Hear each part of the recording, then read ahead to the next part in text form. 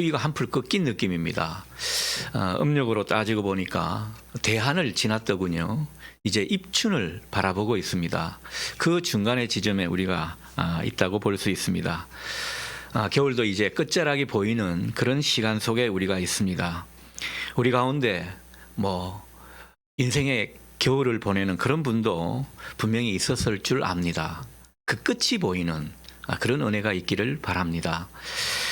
봄볕처럼 다가오는 그 하나님의 은혜를 소망하는 그 모습이 우리에게 있다면, 그리고 그 가운데 하나님과 자꾸 마음이 잇대어져서 하나님께 가능성을 둔다면 분명 그분들은 하나님의 그 은혜로운 봄볕을 맞게 될 줄 믿습니다. 그래서 내 가능성은 없어졌지만 하나님의 가능성이 내 안에 새롭게 싹트는 그런 시간을 우리 모두 맞이하면 좋겠습니다. 부모의 마음을 헤아릴 줄 아는 사람이 철든 사람이다 라는 말이 있습니다. 주님의 마음을 우리가 헤아리게 될 때 우리는 영적으로 철든 사람이라 말할 수 있을 겁니다. 마태복음 21장에 보면 두 아들 이야기가 나옵니다. 두 아들 비유 이야기가 나오는데 이야기는 이렇습니다. 어느 날 아버지가 두 아들을 불러서 포도밭에 가서 일을 좀 하거라 부탁을 합니다. 이때 큰아들은요, 예, 알겠습니다. 제가 가겠습니다. 대답을 얼마나 시원하게 잘 했는지 모릅니다. 그러고는 가지를 않았습니다. 중간에 마음이 바뀐 거죠. 여러 가지 사정도 있었고 여러 가지 하고 싶었던 것이 떠오르게 된 것입니다. 한편 작은 아들은 포도원에 가서 일하라는 그 아버지의 말에 처음에는 저는 싫어요. 가기 싫어요. 어떻게 보면 좀 싸가지 없는 모습으로 아빠의 부탁을 거절했습니다. 아주 단호하게 거절했습니다. 근데 이 작은 아들은 얼마 지나지 않아서 마음을 그만 바꾸게 되었습니다. 아버지한테 상처를 주었다는 생각에 자기 행동을 뉘우치게 된 것입니다. 그리고는 만사를 제쳐두고 포도원 밭에 가서 일을 하게 됩니다. 여러분, 주님은 어떤 아들을 좋아하실까요? 여러분은 어떤 아들에 속한 사람입니까? 주님은 우리가 다 작은 아들 같은 사람이기를 원하십니다. 제가 큰 아들이지만 주님은 작은 아들 같은 사람을 원하십니다. 이유가 뭡니까? 중간에 마음을 바꾸었기 때문입니다. 여러분, 우리가 큰 아들처럼 처음부터 말을 시원하게 아멘하고 순종하는 그런 사람은 못 될 겁니다. 제가 아무리 봐도 저와 여러분은 처음부터 순종의 사람은 아닌 것 같아요. 작은 아들 정도만 돼도 얼마나 훌륭한지 생각이 드는 것입니다. 여러분, 작은 아들이 어쨌든 처음에는 거절을 했지만 그러나 중간에 마음을 고쳐먹고 아버지의 뜻에, 아버지의 부탁에 순종하는 이 모습, 얼마나 귀한 모습인지 모른다라는 거죠. 우리는 어쩌면 쉽게 예하고 아멘하는 그런 인생일지 모릅니다.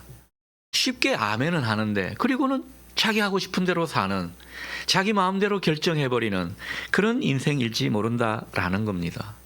우리가 순종의 우등생은 못 돼도 뭔가 주님의 마음을 헤아리면서 그렇게 주님의 그 부탁에, 주님의 말씀에 우리의 모습을 조금씩 순종해가는 그런 우리의 모습이 되면 좋겠습니다. 이 아들이 중간에 마음을 바꾸게 된 결정적인 계기는 다른 게 아닙니다. 여러분, 왜 마음을 바꾸었을까요? 아버지의 마음을 헤아렸기 때문입니다. 여러분, 오늘도 아버지의 마음을 헤아리는 그 모습으로 예배 드릴 수 있기를 바랍니다. 그리고 앞으로 우리의 모든 행동과 삶의 모습이 이 아버지 하나님의 마음을 헤아리면서 그 가운데 우리의 행동을 조금씩 수정해가고 그리고 변화돼 가는 이 모습이 있기를 소원합니다. 여러분, 이게 주님을 기쁘시게 하는 일이고요. 점점 영적으로 철들어가는 모습이 될 것입니다. 우리의 모든 중직자, 우리 교회 모든 중직자가 이 안에 영적으로 더욱 철든 모습이 될 수 있기를 축복합니다. 자, 오늘 본문은 예수님께서 하나님 나라를 선포하시면서 복음을 전하시는 그런 모습을 짧게나마 보여주고 있습니다. 그런데 예수님은 복음 전도와 하나님 나라 사역을 결코 혼자 감당하시지 않았습니다. 예수님은 누구와 감당했습니까? 바로 제자들과 함께 감당을 했습니다. 1절 하반절을 보니까 하나님 나라를 선포하시며 그 복음을 전하실새 12제자가 함께하였고 분명히 기록해 주고 있습니다. 자, 그런데 오늘 이 본문에서 눈여겨볼 것은 12제자뿐만이 아니었다라는 겁니다. 예수님과 함께한 제자들 가운데는 여성 제자들도 있었다라는 거죠. 오늘 본문은 어쩌면 이것을 더 강조하고 있는지도 모르겠습니다. 2절 하반절에서 3절 상반절 보니까 이 여성 제자들이 어떤 사람이었나?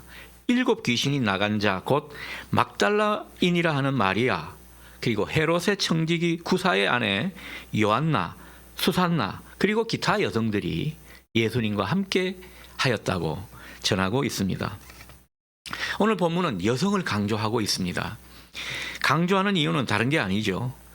이들이 그만큼 중요한 제자들이었다. 12제자뿐만 아니라 이들이 얼마나 중요한 제자들이었는가 우리에게 일깨워주는 내용입니다. 그리고 기독교 역사를 볼 때에도 이 여성 제자들의 활약이 굉장히 두드러진 것을 우리가 보게 되는 것이죠. 예수님의 복음 사역에는 이 여인들의 숨은 역할이 중요했다라는 거죠. 주님도 이 여성 제자들을 얼마나 평가하시는지 모릅니다. 이들은 예수님과 제자들이 먹고 자고 활동하는 데 필요한 모든 것을 제공했고 또 해결해 주었습니다. 여러분, 이 모든 것을 뒤에서 뒷받침해 준 제자들이 여성 제자 그룹이었다라는 거죠. 3절 하반절 보십시오. 이들이 자기들의 소유로 섬겼다 분명히 전하고 있죠. 그러니까 이 여인들은 할 수 있는 한 필요할 때마다 물질로 돕고 자기의 헌신으로 이 사역을 이끌어갔다, 뒷받침했다, 그런 말이 되겠습니다. 그러니까 이들의 숨은 노력과 헌신, 희생으로 말미암아 초기 복음 사역과 활동이 활기차게 역동적으로 진행될 수 있었다. 이것을 성경이 그려주고 있는 것입니다. 여러분 한번 기억해 보십시오. 예수님이 마지막 때 십자가에 달리셨을 때 그 십자가 곁에 지킨 분들이 누구죠? 남성 제자들이 있었습니까? 눈 감고 계신 분들을 한번 이야기해 보십시오. 남성 제자들이 거기 있었습니까? 거기에는 여성 제자들 뿐이 없었습니다. 남자 제자들은요 다 핑계대고 도망가 버렸는데 끝까지 그 예수님 곁을 지킨 분들은 바로 여성 제자 그룹이었다라는 거죠. 주님이 얼마나 그 모습을 기뻐하셨겠습니까? 이들은 예수님 가까이서 예수님을 바라보면서 늘 끝까지 눈물을 흘리며 그 곁을 지키며 안타까워했던 사람들이니 예수님이 얼마나 그 사람들이 예수님 마음속에 있었겠냐라는 거죠. 예수님 때부터 지금까지 복음 전도와 선교 사역은요 다 이런 여인들의 신앙과 열정, 숨은 헌신이 있었기 때문에 가능했던 일입니다. 교회는 예나 지금이나 이 여인들의 사역과 섬김, 역할을 통해서 세워져 가고 있는 것입니다.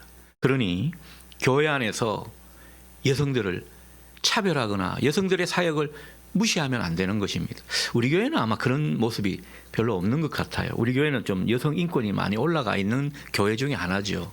그런데 어떤 교회들 보면요, 여성들을 굉장히 차별합니다. 여러분 부디 바라기는 우리 교회도요, 앞으로 여성 지도자들이 나와야 됩니다. 이 장로로 여성 지도자들도 세워져야 한다는 거죠. 예수님께서 얼마나 이 여성 교우들에게 힘을 더하시는지 모릅니다.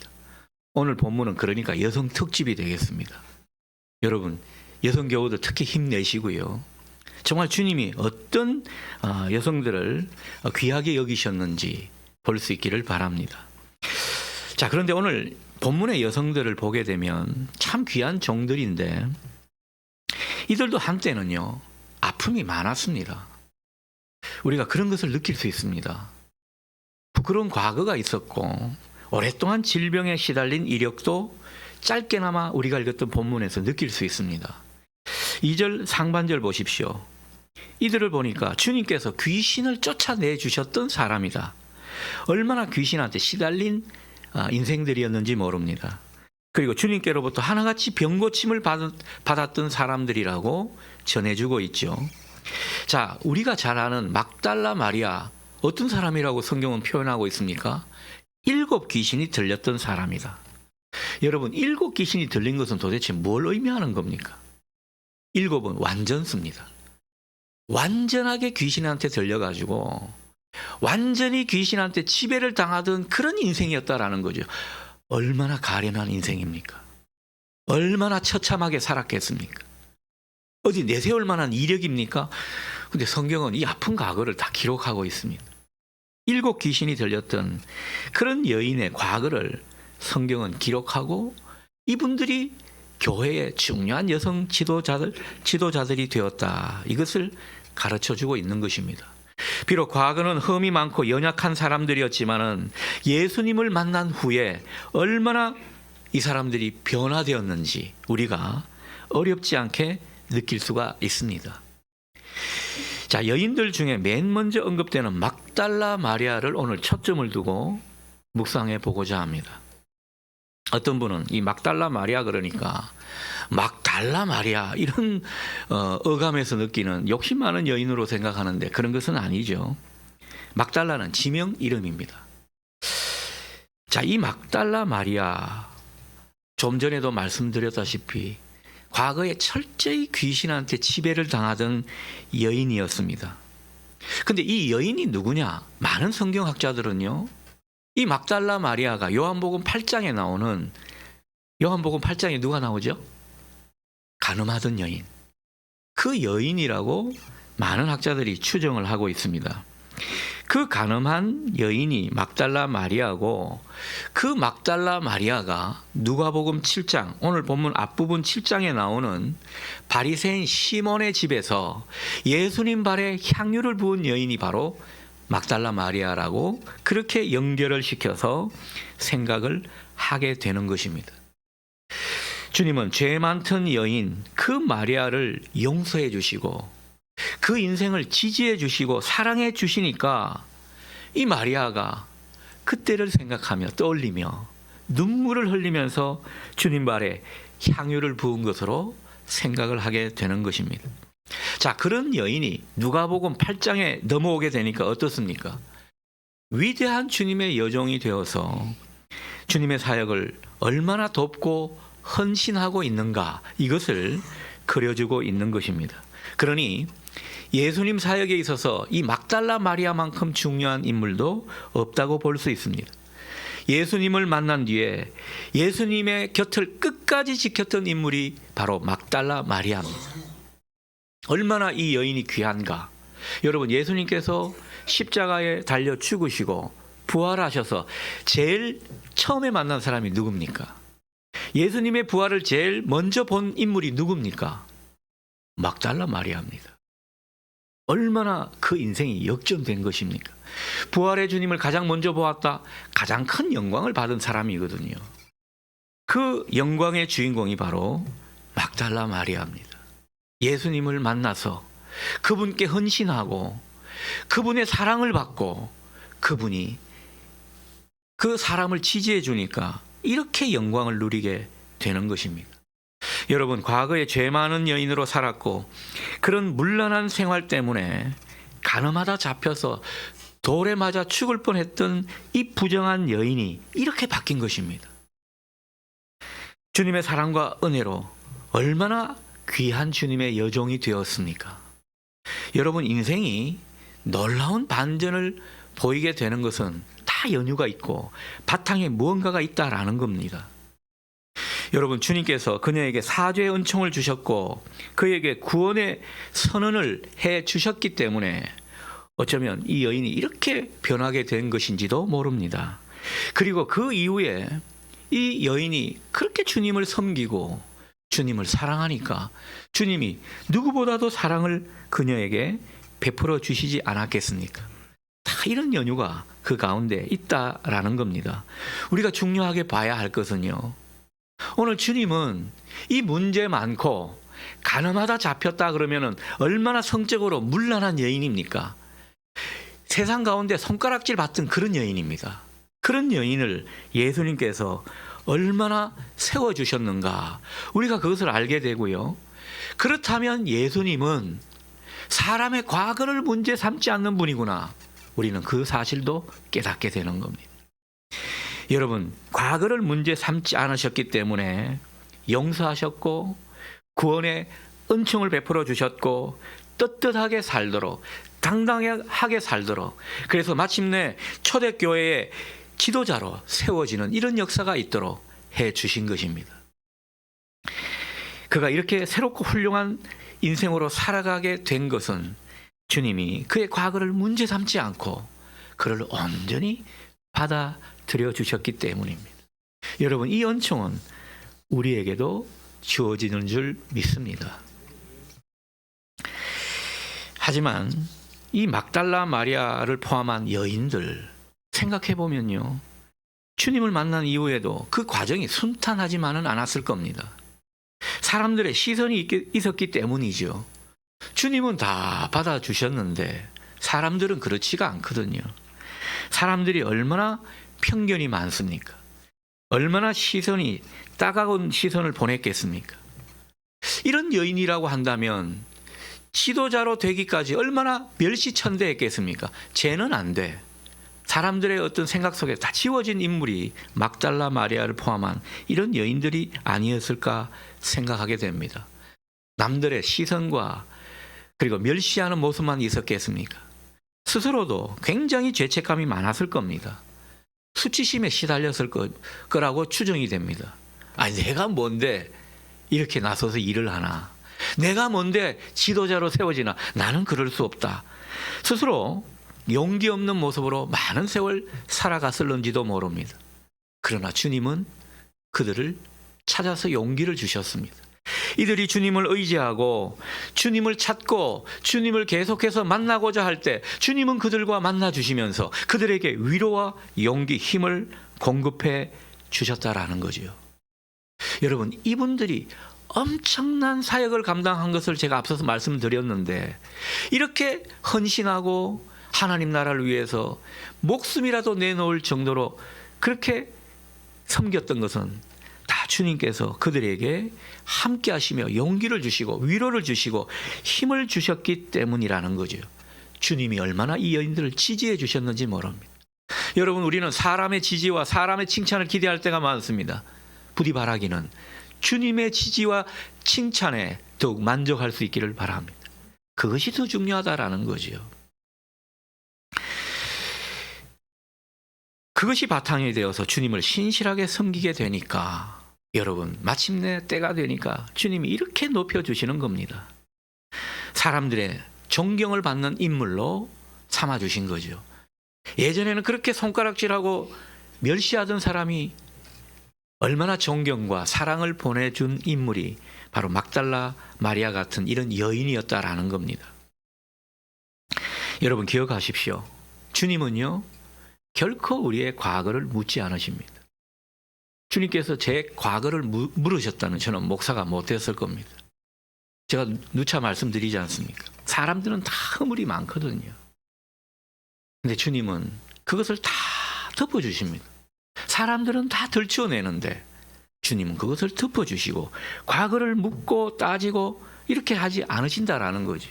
사람들이 과거를 묻고 따지고 시비를 거는 그런 모습이 있지만은 주님은 일체 우리의 과거를 묻지 않으십니다. 여러분, 우리 스스로 우리 과거를 자꾸 묻게 되는 경우가 많은 것 같아요. 여러분, 상처가 해결되지 않은 분 있죠? 과거의 아픔이 씻겨지지 않은 분들이 있죠? 그게 여전히 현재에도 발목을 잡는 분들이 있습니다. 주님을 깊게 만나고 주님께 위로와 사랑, 힘을 공급받으셔서 이 과거를 묻지 않으시는 주님의 그 은혜로 말미암아 우리도 우리 스스로 내 과거나 내 부족한 현실을 자책하지 않기를 바랍니다. 주님은 우리를 묻지 않으시는데 우리가 자꾸 우리 스스로를 탓하고 부족함만 바라보는 이런 모습이 많다라는 겁니다. 우리가 더 이상 과거에 갇히지 않는 사람이 되기를 주님은 바라고 계십니다. 주님께서 이 문제 많던 여인들을 결국은 다 칭찬받는 주님의 여정으로 그 존재를 변화시켜 주셨듯이 주님은 마침내 우리도 변화시켜 주실 줄 믿습니다. 여러분, 우리가 주님 안에서 과거에 묶이지 않고 우리 존재가 더욱 새롭게 되고 도약하게 되는 것, 주님의 소원입니다. 우리의 소원이기를 바라시기도 하는 겁니다. 여러분, 우리가 신앙하는 이유가 어디에 있습니까? 좀 더 잘 살려고, 좀 더 부자가 되려고, 좀 더 나은 사람이 되려고, 그게 우리의 목적과 신앙하는 이유가 있지는 않습니까? 주님은 말씀하십니다. 우리 존재가 더욱 새로워지기를 주님은 부탁하고 계시는 겁니다. 주님의 그 사랑과 힘을 공급받아서 주님 때문에 더욱더 과거에 묶이지 않고 새로워지며 앞으로 나아가고 도약하는 그런 성숙한 신앙이 되기를 바라신다라는 겁니다. 여러분, 주님이 일으키신 기적 가운데 가장 큰 기적이 무엇입니까? 물 위로 걸으신 겁니까? 물이 변하여 포도주 만드시는 그런 기적입니까? 저는 그런 기적이 있다고 믿지 않습니다. 주님의 가장 큰 기적은요, 사람을 만들고 그 사람이 변하여 새 사람이 되고, 그래서 정말 능력 있는 주님의 사람으로 주님과 함께 동행하는 그런 일꾼으로 그렇게 살아가는 것, 가장 위대한 기적이 아닌가 싶습니다. 그래서 기독교인의 목표는요, 어디까지나 변화하고 개혁하는 데 있습니다. 그리고 우리가 변화하고 개혁하는 가운데 믿음이 점점 자라는데, 예수에게까지 자라나라, 그런 말씀처럼 자라나는데 있다라고 믿습니다. 어떻게 해요? 주님이 주시는 은총과 힘을 공급받음으로써 말미암아 그렇게 된다라는 겁니다. 오늘 우리가 성찬식을 하게 될 겁니다. 우리가 세례받은 교인들은 다 성찬식에 참여하게 됩니다. 주님이 주시는 사랑과 은총으로 우리가 성령 안에서 더욱 변화되고 믿음이 성장되는 이런 은혜를 사모하며 오늘 이 성찬식에 참여할 수 있기를 소원합니다. 우리 모두 주님 안에서 새로운 변화와 도약의 계기를 삼는 아름다운 주님의 봄이 우리에게 다가오기를 축원합니다.